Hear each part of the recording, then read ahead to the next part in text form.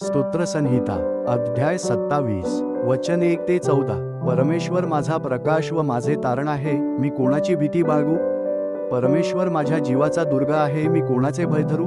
दुष्कर्मी म्हणजे माझे शत्रू व द्वेष्टे हे माझे मांस खाऊन टाकण्यास जेव्हा माझ्यावर चढाई करून आले, तेव्हा तेच ठेच लागून पडले। सैन्याने माझ्यापुढे ठाणे दिले तरी माझे हृदय कचरणार नाही, माझ्यावर युद्धप्रसंग ओढवला तरीही मी हिंमत धरून राहीन।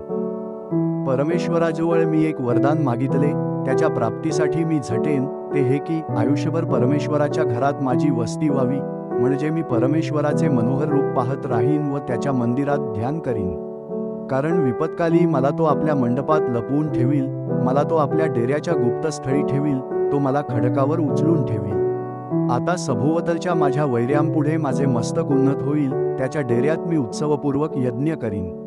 मी गायनवादन करीन, परमेश्वराचे गुणगान गाईन। मी उच्च स्वराने तुझा धावा करत आहे, हे परमेश्वरा ऐक, माझ्यावर दया कर, माझी याचना ऐक। माझे दर्शन घ्या, असे तू म्हटले, तेव्हा माझे हृदय तुला म्हणाले, हे परमेश्वरा, मी तुझ्या दर्शनाला उत्सुक झालो आहे। तू आपले मुख माझ्या दृष्टीआड करू नकोस, आपल्या सेवकाला रागाने दूर घालवू नकोस। तू माझे सहाय्य होत आला आहेस, हे माझ्या उद्धारक देवा, माझा त्याग करू नकोस, मला सोडू नकोस। माझ्या आईबापांनी मला सोडले तरी परमेश्वर मला जवळ करील।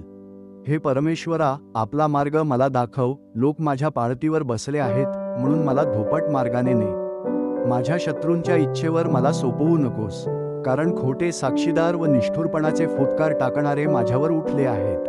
ह्या जिवंतांच्या भूमीवर परमेश्वर खात्रीने माझे कल्याण करील।